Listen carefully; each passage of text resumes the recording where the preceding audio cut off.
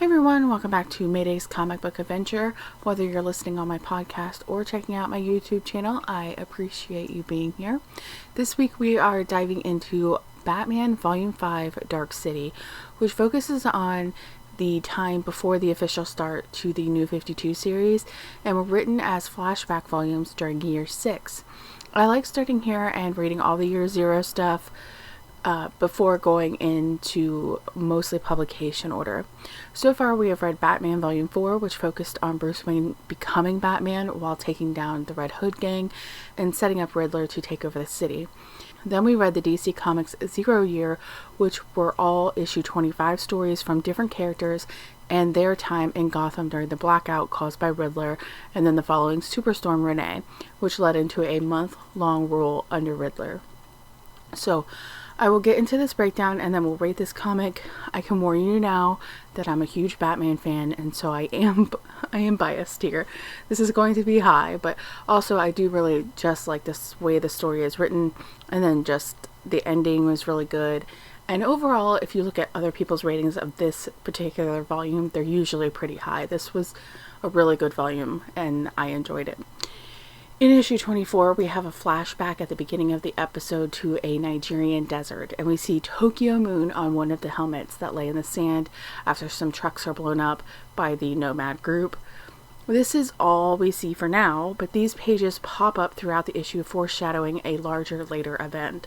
I do want to point out that this was also on one of the post-it notes at Wayne Enterprises from Enigma last volume. Getting into Gotham though, Batman has made his debut and is now showing off his new and first Batmobile, and he tricks the GCPD using the static bond tires. This is a callback to Bruce testing out static bond boots in the last volume and now has applied this to the Batmobile. I like also watching the progression of his technology, but he fools the GCPD much to the dismay of Commissioner Loeb. Loeb is really focused on catching Batman, even though there's really other fish to fry here. The city is already out of power thanks to the Riddler. Renee is on the brink, and all the events of his firing we read about in 0 Year comic haven't happened yet. They are chasing Batman specifically because he was at the crime scene of a gruesome murder. This is the second one to take place since the blackout, and both happen to be Wayne Enterprises scientists. Gordon doesn't think that Batman is involved, but like them, trying to solve the case, so he isn't interested in chasing down Batman. He later tells Harvey that he thinks that Batman is what the city needs, that he is a light in the darkness. Mostly what he wants to do is solve the case, with every bone in a person's body is broken and then twisted and it grows back. It's gross. This unfortunate victim is Dr. Paggi. The previous was Dr. Kelver, who also had his lab torch. Dr. Paggi is a botanist whose assistant is Pam Isley, who will later go on to be Poison Ivy, but we'll read about her again, I think, in Birds of Prey issues. I don't think she pops up again before them. Isley at this point is more upset about the loss of the plants than her co-worker, but is able to give a clue about who the person is that could have done this by telling the officers that the man looks skeletal, making them think that whoever this is, he's been experimenting on himself. At the Batcave, Bruce is working on a signal jammer that he plans to use later on Enigma.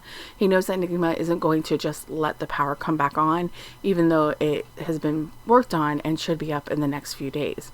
He thinks that Enigma is going to use that moment for another crippling surge, and Bruce hopes his jammer can prevent that from happening. Meanwhile, Alfred looks at the sample that Bruce brought back from the crime scene, but all he can decipher is that it just doesn't make sense. With some research, though, Bruce does have a lead. Both of the previous dead scientists were employed by Wayne Enterprise, so Bruce does some snooping around in the company files and finds a Dr. Helfern that was once developing some kind of bone serum, but a lot of the records have been erased. He does know that Helfern was eventually fired and that there were a few other illegal labs. Alfred thinks with this much evidence he should alert the police, but Bruce just doesn't trust them, and for good reason. He's griping about them when he exits the Batcave by ladder and then runs smack into Jim Gordon. Truly one of my favorite moments, but really one of the best parts of this volume is the development of their relationship and Bruce growing to trust him. For now, he doesn't, and refuses to work with Jim on this case when Jim comes asking for information, since we know that both of these employees were Wayne Enterprise employees. Jim only wants to see that there is more going on here than just what's going on with him and Bruce.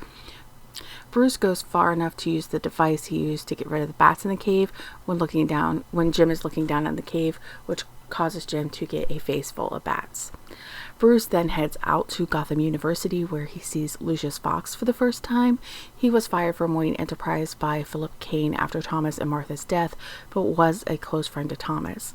He is able to give some backstory on Halfern and really cements that this is who Bruce is looking for. He was hired to be part of a team that Fox put together with Kelver, Podgy, Brooker, and Deeds.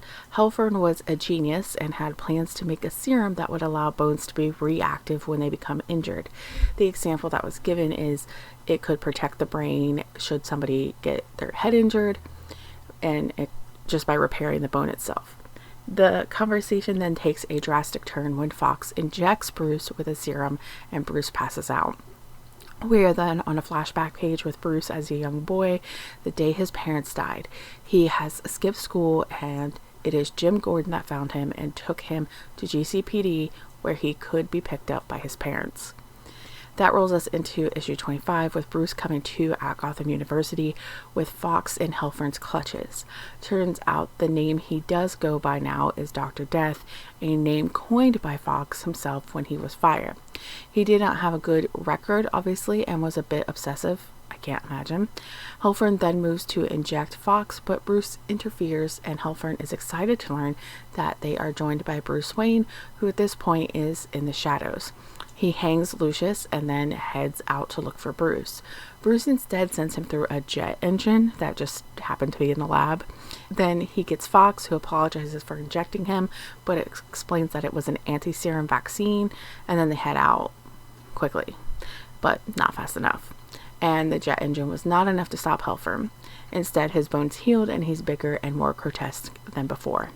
Halfern grips Bruce's head so tightly that it actually crushes his skull. Well, not crushes, it cracks it. But just before he kills him, Jim Gordon arrives and shoots Halfern, stopping him. Now, Halfern probably could have handled the situation, but he flees the scene, leaving Fox and Gordon with a very injured Bruce Wayne. At this point, we have another flashback to Nigeria with Bruce with a group of the Nigerian nomads. This is later explained, but you see one of the guys in charge bring him a phone telling him his father is on the other end. We then cut to Bruce in the present at Gotham General. Obviously, Bruce is not going to sit this one out and heal. Instead, he wants to leave and work on the jammer and ask Alfred for his formal wear. Unfortunately, he isn't going anywhere at the moment because he's cuffed to the bed by James Gordon. Gordon tries to tell Bruce that they are on the same side and that he wants to talk with him about this investigation. Instead, Bruce asks him about his trench coat, which loops back to the page earlier with Bruce as a child.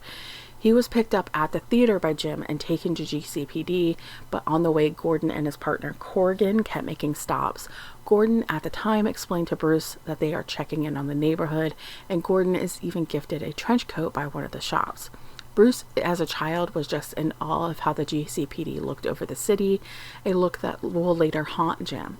This gets explained more in a moment. But for now, Bruce calls him out for taking payoffs and being dirty as a cop as anyone else in GCPD, and then disarms Jim, points the gun at him, a reminder of what happened to his parents later that night. He will never trust the GCPD or Jim Gordon. After Bruce leaves, Jim is then given a note, which is a copy of a note given to Commissioner Loeb from Riddler.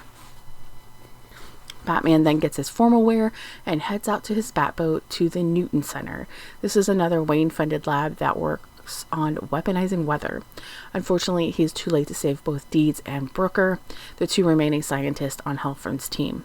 To make things even worse, the police, including Loeb, are there and ready for him. The issue then ends with a page illustrating a scene in Tokyo where a song is being played in 1946 about the moon to a group of soldiers, and one of the soldiers are really taken with this performance. This, again, is explained here later. We then jump right into issue 26 where we left off. Not only is Loeb and the GCPD there, but they seem to know everything Batman is going to do before he does it. First, they know he would use gas to mask his location and are prepared with gas masks. Then they knew he was going to go up with a yo-yo gun, and then he went outside where they had a bomb planted in his boat. He does go back inside and they shoot at him, but he does manage to get into a diving pool with an oxygen tank, and he uses this to propel him through the tank and out into the bay, where luckily Jim Gordon is there to get him out of this mess. He tells Batman, once he's convinced him to get into the boat, that it was a note from Riddler that not only told the police what Batman was going to do, but that he has been working with Riddler, which gave Loeb all he needed to start a war with Batman. Then we get more of this trench coat story as Jim explains to Batman why he should listen to him. The answer is Bruce Wayne. Ironic, isn't it? Well, apparently, the look in Bruce's eye really got to Jim that day when he had nothing but adoration for the GCPD. That caused Jim to go to do some looking at these neighborhood stops, and he learned that not only was the coat a payoff, but that the GCPD, along with the criminals of Gotham, were running a dogfighting ring in the back. Jim tries to stop this and even mentions turning them into Loeb, but Loeb already knows about this and participates, and instead is attacked by the dogs, with other officers taking bets for the dogs. Eventually, Jim kills the dogs and turns the gun on Corrigan, but he promises Jim that should he step out of line, that it will be his kids, Barbara and James, that will pay the price. Jim then leaves, saying he's going to go walk his beat, which he does, mostly out of shame, when he hears 2 gunshots around the corner, which are the shots that killed Thomas and Martha Wayne. Jim explains to Batman that he now wears the trench coat as a reminder to himself and the others that he hasn't forgotten what they are and what they did. He explains that he now wants to do something about it because Bruce Wayne has returned to Gotham, and he too is fighting the corruption of the city. Batman then does his disappearing act on Jim before saying any more. Back at the Batcave, Alfred has further analyzed the serum samples while Bruce works on the jammer. Alfred said that the serum is made of high levels of phosphorus and calcium and the various corrupted DNA from multiple sources. Alfred then broaches the subject of Batman working with Jim as backup on the streets of Gotham, and Bruce isn't as against it as he was before, but he is still not ready to take the leap to trust Jim Gordon. Instead, he attempts to head out because he thinks he knows where Halford is. But before he goes, Alfred gives, I think, one of my favorite lines from this whole volume. He talks about Bruce and his lack of trust for others, including Alfred. Bruce attempts to write this off since Alfred is currently standing in the Batcave, but Alfred goes on to talk about the call in Nigeria. He says that Philip had learned about this location and had a team headed to get him. However, Alfred had used all his money to get a call to him to warn him about them, but Bruce didn't take the call. Alfred says that he thought that Bruce was angry with him and that the lack of trust stemmed from him being the Watcher when he was younger, the guy who would report his misbehavior. Even now, what he has Alfred doing is stuff that anyone or even a computer could be doing. He thought that Bruce was angry with them because they were not there with him when he needed them the most the night his parents died. However, now he knows that Bruce is punishing them. He, Gordon, and really all of Gotham. He is punishing them by making them bear witness to him doing what they failed to do, looking after those in need to save Gotham and to be there for them. But what he really wants Bruce to know is that they see him now and they want to help. Bruce doesn't say anything to him. He isn't that kind of guy. Instead, he heads out to the catacombs under Gotham. It is explained that these were built to protect the city from the marshlands it was built on. Getting buried here was such a popular thing that at one point families were only allowed to donate one bone. Thus, it's filled with years and years of corrupted old DNA and the source of the serum that Halford has been injecting his victims with. Bruce then comes across the lab and that Tokyo Moon helmet we have seen throughout. The big thing for now, though, is that Batman uncovers Dr. Death's ultimate plan, which has nothing to do with revenge. Batman actually learns that it was all a ruse for something bigger, a doomsday machine for the man above Dr. Death, the Riddler. Riddler then comes on the screen and basically tells Bruce that he failed the riddle and then floods the catacombs, moving on to the next riddle. In issue 29 takes us to a young Bruce at GCPD getting picked up by Thomas and Martha, where the plan forms for them to go to the theater that night. They also talk with Bruce here about going about things all alone since his time in the cave. What Thomas says here to Bruce is very close to what we just heard Alfred say, that they were not there for him in the cave, but that they promised that they will be there for everything else. Obviously, they don't know that they're going to die in a few short hours, but this does explain as to why, even after Alfred and Jim reach out to Bruce, he struggles to take their help. Last time it was promised, the promiser couldn't deliver. To the present, Jim is working on evacuating some neighborhoods when he gets a call from Batman telling him to get to Wayne Enterprise. That is the location of Riddler. Bruce knows this because it is the point of the question mark, while the hubs that were attacked make the curved part of the question mark, if that makes sense. He also wants Jim to slow the process of the electric getting turned back on, because when it does, it'll give control of the city to Enigma. James does try, but with Corrigan in charge of the tunnels and the bad blood that flows between them, that is not going to happen. Meanwhile, Batman is heading up in his new toy, the Bat Blimp, or airship, but has taken to the skies to stop Dr. Death with a jammer he has been working on. Batman has put together that with every murder, something has been taken that was used to amplify a remote hacking hub. The storm doesn't help in this endeavor to stop this from being set off, meaning that Batman has to make a 70-foot jump when part of the airship goes out. He does make the jump only to come face to face with Dr. Death. They fight and Batman ends up losing that jammer he worked so hard on over the edge of the ship. After breaking Hellfern's bones to then form around the bars trapping him, he tries to take out the device in a last-ditch effort. All the while, we learn that not only did Enigma fund Hellfern's research after Wayne Enterprise, but he was the inspiration to have Hellfern try it on himself. Then we get the backstory of Tokyo Moon. This was Hellfern's great-grandfather in Japan in 1946, and that page we saw earlier, and believed that it was good luck to write Tokyo Moon on his helmet. This tradition carried in his family until his son was killed on a mission to Nigeria to save Bruce Wayne. Now, we have learned that this is Hellfern's mission for his serum to stop people from dying like this, and linked his origin back to Bruce, just like we have seen for Red Hood 1 and Jim Gordon, and many more we'll be reading about later. Over with Jim, he is not successful in stopping Riddler and narrowly dodges a rock held onto his finger, which allows for Enigma's escape. This happens as the electric comes back on, triggering the device to give control of the city to Enigma. Basically, Enigma won again, and we see the blimps in the sky begin to fall and the retention walls give way. Batman blames himself for failing the city, but it is Gordon that says that it was really all of them that failed. This then ties in with these beautifully drawn paintings of the death of Thomas and Martha Wayne. I know that sounds morbid, but I love the art here. With the end of the issue, it concludes the Dark City storyline. We skip issue 28 in here because it's not in this volume. It's a look forward at weekly issues of Gotham Eternal, which we'll talk about more when we get to year 6 and 7 stuff. It is a long way off. And then into issue 30, we begin the Savage City storyline. The opening of this issue is a young Bruce Wayne in his teens meeting up with Julie, who he is dating. They are sneaking off for a date in Gotham when he then sees as his parents were in the alley with just all bloody and a bullet hole. It's gross. We then see another page of younger Bruce hooked up to an IV before he finally wakes up in the present at the home of Duke Thomas hooked up to an IV.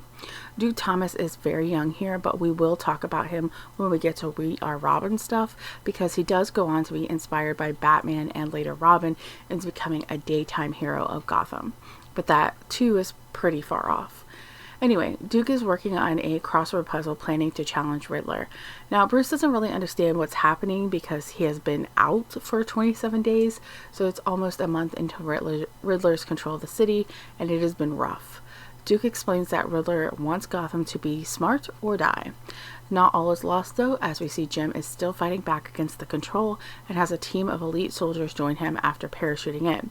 This isn't the group he was expecting to take back the city and is a little disappointed. As for Bruce, he's working to get a hold of Alfred on a super special bat phone, and Alfred's happy to hear from him because he assumed at this point that Bruce was dead. However, Bruce is beginning to remember his time from the balloon fall. He ditched his formal wear and then later passed out. Alfred is able to get a little more insight into the state of the city. He explains that the remaining blimps contain a death chemical that will be released should anyone attempt to enter or exit the city. Alfred suggests that Bruce leave Gotham through the tunnel under the Brownstone and Crime Alley. This is probably the last functional tunnel out of the city, as the rest were flooded when the retention walls exploded. The assumption is that Bruce is going to meet Alfred, but later Alfred only finds a note from Bruce because he's not about to leave the city behind to suffer without him. Another thing that Duke talks about is the Riddler coming on the big screen every night looking for someone in Gotham to challenge him. Should someone outwit him, he will let the city go. They get smart or they die. We see this play out when a former strategist for Powers Industry, Bob Chi, steps in to challenge Riddler. Bob was replaced in his job by Riddler after Riddler was fired from Wayne Enterprise. Before he even finishes the riddle, Nigma gets the answer and then dumps Bob in a pit below that contains Jekyll's. It is a no return pit for sure. And Riddler isn't done here because he knows that there is someone breaking the rules. He then has Jim and the soldiers surrounded with these motion sensor drones. The men immediately offer Riddler $50 million, which was not part of the plan that Jim was aware of. Instead, Riddler plays a game with them, dominoes. He knocks over a building, which starts a chain reaction headed in their direction. However, the drones are also playing a game with them of Ring Around the Rosie, and the first to move will cause all of them to die. Luckily, Batman is here to help and talks them through disabling the drones and getting them to safety to another building nearby. Into issue 30, Lucius Fox is back and planning to challenge the Riddler as he leaves a recording for his son Luke. I'm not sure where Luke is at the moment. Last we saw, he was being carted off to jail after the encounter with Menace in the 0 Year comic. I don't think we'll actually see him again until we get to the Batwing Volume 1, which isn't too far off, but still pretty ways out. Anyway, Lucius is planning to try his hand at saving the city when Batman meets up with him to help in a different way. Teamed up with now Lucius, Jim, and this group of soldiers, Batman begins to make plans to save the city. They acknowledge that the way the device works that is controlling the city means that Riddler is most likely still in the city. Unfortunately, they aren't able to track his specific location, but Bruce wants to try, which means that they need to get a device plugged into an active feed and keep it connected long enough to run a trace. So that the plan becomes for Jim to get the device in place, Fox to run the trace, and Batman to keep Riddler engaged long enough to run the track on him. Jim gets the device in place pretty easily, but the program is going to take 19 minutes instead of the 11 that they thought, really making Batman's work cut out for him. His riddle is really just an explanation of Riddler as a child who was brilliant that didn't get enough attention, which is pretty spot on for Riddler. Riddler fails to see Batman for who he is under the cowl, though, and assumes that he is someone of a former military from low to middle class family. Not even close. And the Riddler doesn't like being told that he is wrong, and he doesn't believe Batman, and then dumps him into the pit. Not all hope is lost, though, as he challenges Nigma to watch him destroy the trap that was set for him, keeping Nigma on for the much-needed 19 minutes. The pit does end up being more challenging than expected, though, with lions and all. Batman does handle them only for cars to be dropped on him. Luckily, Jim made it away from the drones that were near him at the device location and made it in time to help Batman escape. The flashback in this issue were of young Bruce, about the same age as he was in the part with Julie. He's in a class at high school when he's challenged by a teacher to solve a problem about wind resistance. He's unable to answer because he sees everyone in the class dead, like with Julie. However, the teacher continues to push, and at the end that evening, Bruce has sent the answer on fire in the teacher's lawn. Issue 32 begins with Bruce hiring a homeless man as a butler, which is weird because he has Alfred, and it just doesn't make sense. With the success of last issue and getting the location of the Riddler, the team separate for a plan to catch him. Batman is apprehensive about this plan and feels that it's just too easy. However, he is there in the building coming in from above. Lucius is in a van nearby running the computers, and Jim is coming from below with the soldiers. The hope is that they get the device that will turn the city back on and not allow for Enigma to escape either.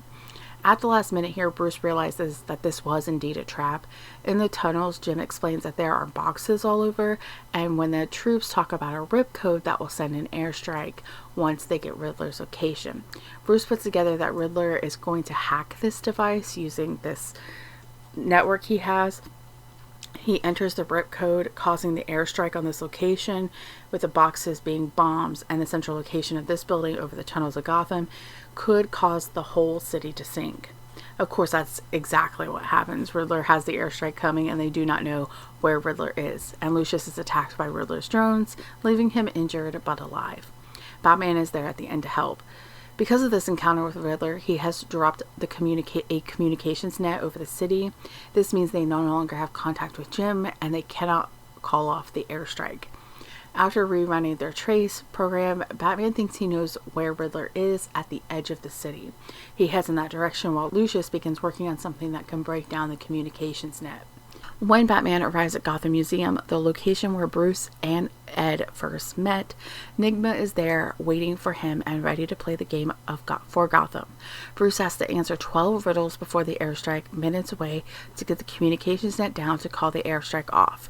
While Batman begins working on these riddles, Jim heads to the top of a building to make a bat signal to inform the aircrafts that the city is under Batman's control. At least, they hope so.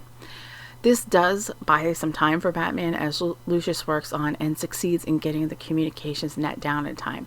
He uses that big penny from Philip's story in Volume 4, which is ironic because it was that story and trip with Philip that led to Bruce and Enigma's meeting in the museum. With the communications net down, Batman has the opportunity to take Enigma out because Enigma is so into the game he doesn't notice. Batman does though, because the drones set around the room stop tracing his movements. Bruce takes the opportunity to attack Riddler. They are still very much on the clock because the bombers, while unaware of what is going on, do still have orders from the head soldier in Gotham to bomb the city. With Riddler down, there is only one small obstacle in the way of restoring the city. The whole system is connected to Riddler's heartbeat, and in order for that control to be surrendered, it has to be attached to someone else and rebooted. But Batman didn't come all this way to stop at defibrillating his own heart, which is exactly what he does with a device attached to him. At first it seems like he fails, but Alfred arrives just in time to get his heart started and save the city. As promised, Alfred is always there to patch Bruce up. The lights come back on, which tells the bombers that the city is out of Riddler's control, and they do not bomb the city. It was close, though. Now the volume skips ahead a month. Gotham is well on its way to rebuilding, with Bruce leading the way at Wayne Enterprise. There's a lot of wrapping up here. He first replaces Jim's trench coat with a new one of the same design. This really symbolizes that Bruce recognizes Jim as a good man, and the new coat is equivalent to a new start. Jim is also the new commissioner as the events of Loeb's firing happened during Dark City. They also briefly discuss that Enigma is in Arkham, which is a first. Arkham isn't known at this point for housing criminals, but Blackgate just wasn't equipped for someone like Enigma. Julie moves back to Gotham after hearing of Bruce's return and seeks him out. Alfred believes that this could be the push that Bruce needs to slow down with the Batman and build a real life for himself, but Bruce crushes that when he finishes the story of him from his teen years. Apparently, to stop those hallucinations he was having, he hired a butler pretender and was going to have his memories shocked out of him so he would no longer see his parents. At the last moment, though, he stops because he knew it wasn't the right way. Alfred still visualizes this life that Bruce could have just before delivering the news to Julie that Bruce is already spoken for. Now, into rating this comic. The overall story I am ranking really high. I really like the way they tell the story here. I like the flashbacks that add value and meaning and connection to the present. We see this in Jim's trenchcoat story and the Tokyo Moon with Hellfern, and then Bruce just becoming the version of Batman that we know and love. So overall, I'm giving this a 5 with no shame. I loved it. Into characters, another 5, and again, I'm just not ashamed because the development of each character was really good, but I loved the most was the relationship building, especially Jim and Batman. I love the building of the trust we see happen here as Jim sees Batman and what he is doing for the city, while also working to gain the trust of Bruce Wayne, a child he felt he let down. I love the connection with Alfred and Bruce here. This is still very early in Bruce's career as Batman, so there are still bumps, but we are establishing that real partnership. I also like the inclusion of Lucius Fox. Obviously, you can't do this without him. Villain-wise, I liked Dr. Death's setup with the Tokyo Moon stuff from all the way back in Volume 4, and then Riddler was a pretty formidable foe for all of Gotham. In easiness to read, I'm giving it a 4.7. I think for some, the back and forth with the past and present could be confusing. I enjoy this type of storytelling personally, but sometimes it's like, what? Until later when it pays off. Pacing, I also give this a 5. There's a good balance of action and dialogue. I think about this over with my Deadpool breakdowns too. His issues are very fast paced because he's very much a chaotic character, but Batman is different, so that approach wouldn't work the same here, and I take that into consideration. For a character like Batman, you want action with Batman, he's the fighter, and then with Bruce Wayne you want more of the man with the dialogue and more of the detective work behind the scenes. So that I gave a 5. And then the artwork is another 5. There are just stunning images. I know I mentioned in other reviews that I prefer this art style to the more classic comic art style. There's a lot of Marvel art too that I really love. This isn't just like a DC versus Marvel thing, but on the Marvel side, we've just been reading older comics, so they have the older art style. So overall, this is a 4.9 for this entire comic, which I truly love this volume and highly recommend you check it out. On Monday, we are going to be breaking down Deadpool Volume 4, Deadpool Classic Volume 4, I'm sorry. And then the following week after that, we'll be doing Deadpool Classic Volume 5. For DC, next Thursday, I'll be doing Batman, Superman Volume 1, Crossworlds, which has Earth 1 meeting up with Earth 2, Batman and Superman. So that's a really cool volume if you want to check that out. And then the following week we'll be doing Action Comics Volume 1 and getting a look at the birth of Superman in the New 52. So thank you for listening, whether you are on my podcast or video. If you want to listen or watch a different way, then make sure you check out the links below and you'll find other ways to watch.